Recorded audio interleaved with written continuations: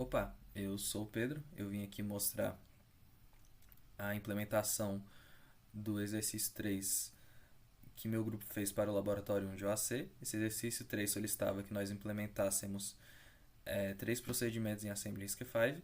O primeiro deles é esse procedimento Bhaskara, que, como o nome já diz, né, vai calcular as raízes de uma função de segundo grau.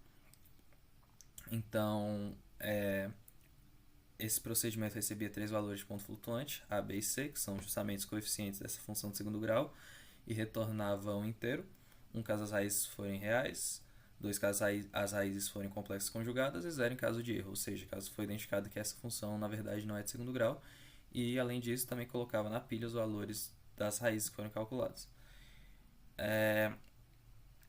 Além disso, também implementamos o procedimento show, que não retorna nada, recebe como argumento inteiro, que é justamente o tipo, né, dessas raízes.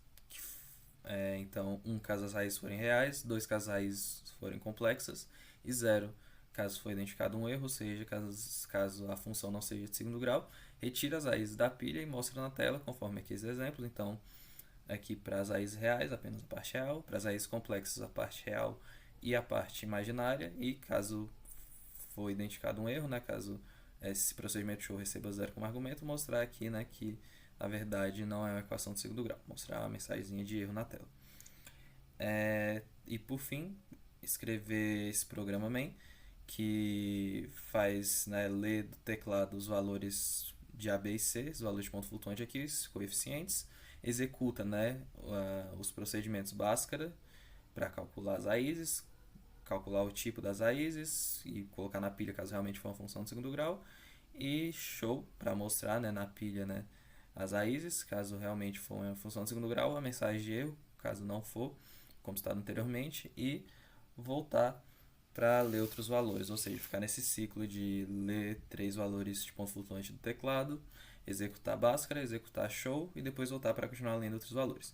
Então agora eu vou abrir aqui nosso programa que nós implementamos, vou montá-lo e aqui eu vou executá-lo com as entradas que foram solicitadas aqui, né, que nós mostrássemos na gravação. Então, vou rodar o programa.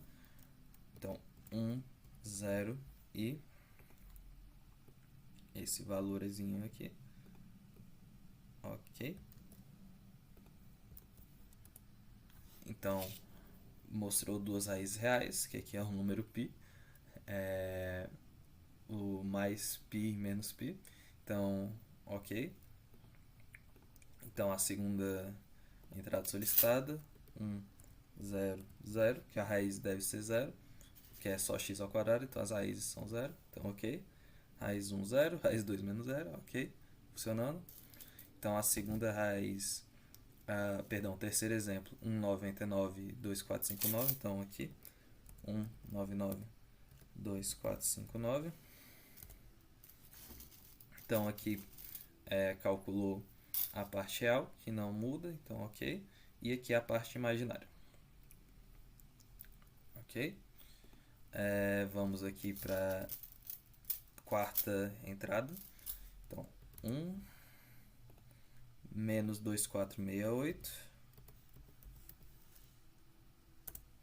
E esse númerozão que eu vou copiar.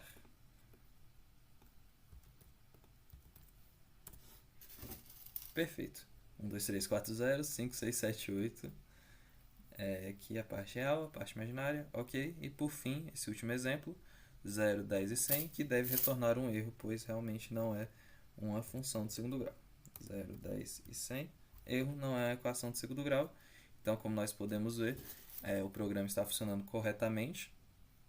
É isso. É que ele fica rodando até que o usuário pare, ele fica lendo entradas aqui. E as conclusões que nós tiramos, nós conseguimos aprender a importância de usar a pilha, que deixa valores, né? Enfim, consegue guardar valores que você calculou em procedimento, mas você não retornou eles explicitamente. E também vimos que utilização de instruções de ponto flutuante, porque como aqui na função Bhaskara nós recebemos floats, né, números de ponto flutuante como argumentos, nós podemos ver que realmente, né, aqui no código, por não ter algumas instruções como load immediate, de ponto flutuante, etc., acaba se tornando um pouco mais complexo, né, trabalhar com instruções de ponto flutuante. E é isso, muito obrigado.